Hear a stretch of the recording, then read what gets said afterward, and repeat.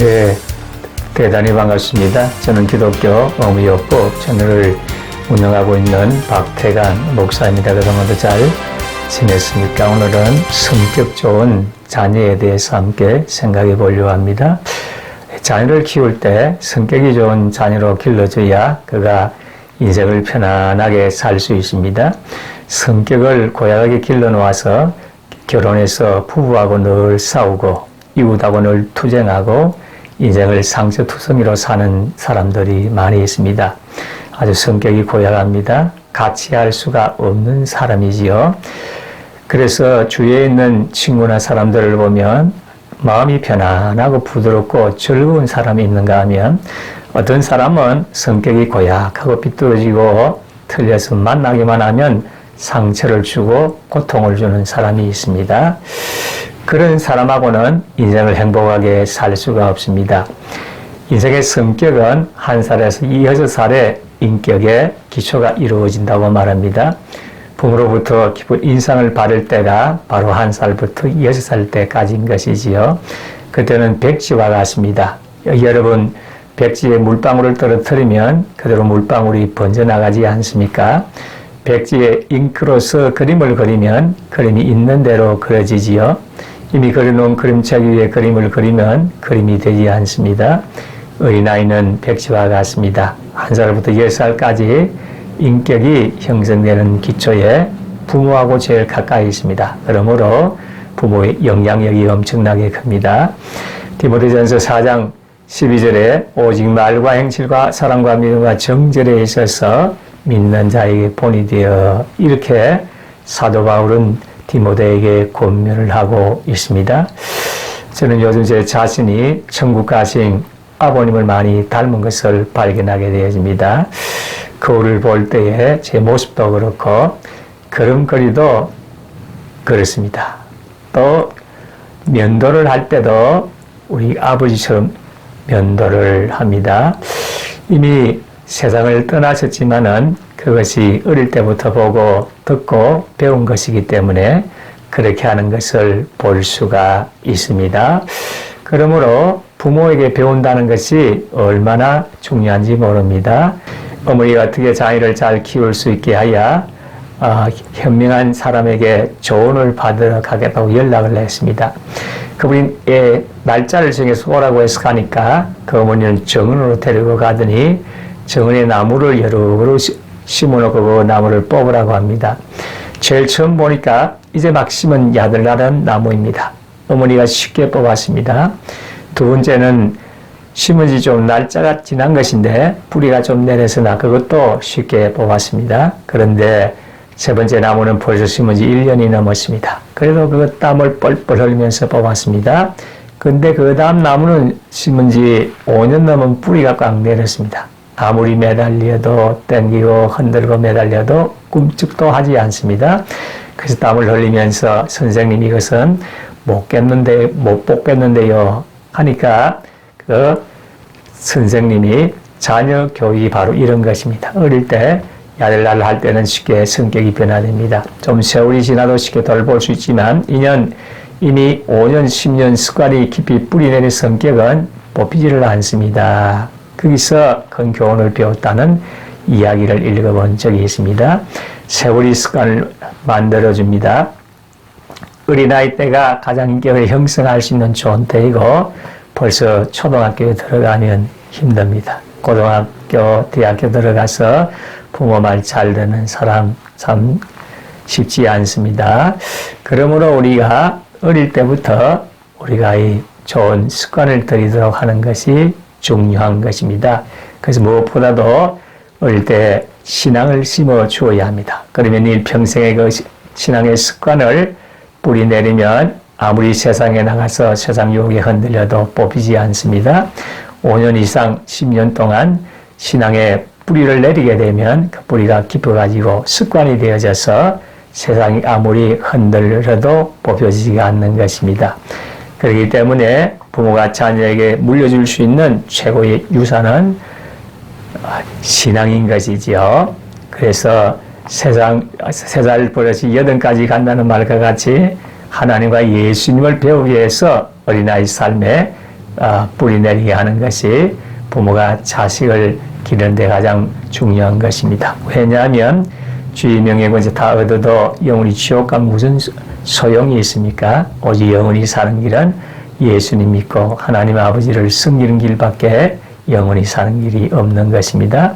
그리고 인생을 만사형통하게 사는 것도 성경을 읽고 성경대로 사는 것이지요. 그래서 하나님께서 요수아에게 내가 준 이 성경 말씀을 주야로 밤낮으로 묵상하고 그대로 하면 네가 가는 곳마다 형통하게 될 것이다. 그렇게 말씀하셨습니다. 물론 그때는 모세의 오경밖에 없었습니다. 지금은 우리가 창세기부터 요한계시록까지 66권이나 가지고 있습니다. 이 성경이 만사형통과 번영의 근원이 됩니다. 예수님 믿고 하나님 섬기고 성경을 유산으로 주면 성경 가운데 모든 것이 다 있는 것입니다. 성경을 찾아서 인생을 살면 그것이 바로 금을 캐는 금맥이요. 바로 그것이 다이아몬드를 캐는 광산이 됩니다. 그러므로 우리 자녀들을 올바른 가치관을 심어주고 성경을 중심으로 살게 만들어주는 것입니다. 그리고 폭력으로 자녀를 고치려고 하지 마십시오. 아이들이 성격이 삐뚤어지게 되는 것은 부모가 어린아이 성격 고친다고 무조건 하고 고려 때리고 몽둥이를 패고 자녀를 학대하는 경우인 것입니다. 그렇게 하면 자녀들은 부모에 대한 원함과 함께 사회에 대한 복수심으로 마음이 꽉 들어차게 됩니다. 적개심으로 마음이 삐뚤어지게 되어지는 것입니다. 사실 이것은 저도 쉬운 일이 아닙니다만 뭘 잘못하더라도 이해하고 동정하고 그 다음에는 징계해야 됩니다. 무엇을 잘못했으면 애들은 무엇을 잘못했는지 알지 못하는 경우가 있습니다. 그래서 충분히 변명할 기회를 주어야 됩니다. 네가 이것을 잘못했는데도 잘했다고 생각하느냐? 잘 못했지. 그러면 잘못했으면 매를 맞겠다고 했으니 매를 맞아야 되겠지. 충분히 자기가 인정하고 난 다음에 그러면 바지 걷어. 그러고 난 다음에 매를 때려야 사랑의 매가 되어지는 것입니다. 때리는 것을 좋아할 리가 있습니까? 부모가 자식 때리는 거 누가 좋아하겠습니까? 그러나 자식의 장래를 위해서 그렇게 고쳐내야 됩니다. 이해시고 동정하고 다이르고 징계해야지 무조건 하고 폭력으로서 때리고 하면 어린아이의 마음에 적개심이 생기게 되고 삐뚤어지게 됩니다. 그것은 교육도 아니고 폭력인 것이지요. 그리고 어린아이를 키울 때 나이가 어리지만 한 인격자로 취급을 해야 됩니다. 대화의 상대로 삼아야 되는 것이요. 우리 한국 사회에서 이제 부모님은 과거의 부모님들은 그렇게 하지를 못했습니다. 제가 자랄 때만 해도 어른들 대화하는 데에 가서 무슨 이야기를 하면 시끄럽다, 저리 가라, 어른들 이야기하는데 왜 애들이 야단이냐 이런 취급을 받았습니다. 그래서 오랜 세월이 흘렀지만은 어릴 때에 그와 같은 경험들이 가슴속에 아직도 상처로 남아 있습니다. 어린아이를 인격자로 대해주지 아니하고 대화의 상대로 생각하지 아니하고 그렇게 대할 때에 어린아이들의 마음에 굉장히 충격을 받게 되어지는 것입니다. 그러므로 가정에서 어린 자녀도 인격자로서 인정을 받고 대화의 상대로 삼아 주어야 합니다. 그래서 아버지하고 어머니하고 당당히 가정일에도 서로 자기 의견을 말하고 자기 소식을 말할 수 있게 만들어줘야 되는 것입니다. 그리고 어린아이는 어린아이의 세계가 있지 않습니까? 뭐 고양이 기르는 거, 강아지 기르는 거, 꽃밭 가꾸는 거, 친구들 데리고 오는 거, 과자 먹는 거, 자기에 대한 의견인데 무조건 하고 어린아이의 의견을 무시해서는 되지 않는 것입니다. 그렇게 함으로 해서 어린아이가 성격 좋은 자녀로 크게 되어지는 것입니다. 그리고 인내력으로 또 자식을 키워야 되는 거지요. 자식은 그냥 내 던져놓으면 그냥 자라는 것이 아닙니다. 덜불처럼 자라지 말고 잘 가꿔서 아름다운 꽃으로 자라게 만들어야 되어지는 것입니다. 하늘의 아버지가 천사를 보내서 매일같이 그 어린아이에 대한 보고를 하도록 한다고 예수님이도 말씀하셨습니다. 하나님이 상대로 여기신다는 것입니다. 하나님께서 중요하게 여기시는데 우리가 어린아이를, 자녀를 무시해버리고 상대로 삼지 않은 것은 잘못된 것이지요. 그리고 어린아이를 키울 때 과잉보호를 해서는 되지 않습니다. 과잉보호하면 잘 자랄 줄 알지만 그 아이가 옳게 자라지 못하고 완전한 인격으로 성장하지 못하는 경우가 많습니다. 독립심과 자립심을 길러줘야 되는 것입니다. 자기가 혼자서 밥도 먹고 청소도 할 줄 알고 인생의 아픔과 슬픔을 직접 경험하도록 하는 것이 필요한 것입니다.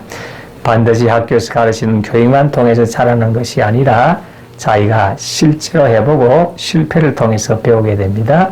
실패가 굉장히 좋은 선생이 될 수 있습니다. 무엇이든지 다 부모가 돌봐주고 다 알아서 해주면 되지 않습니다. 옷도 입히는데 부모가 좀 어릴 때부터 단축 끼워지고 옷 입혀주고 그러지 말고 네 손으로 옷을 입어라. 그렇게 교육을 시켜야 되어지는 것입니다.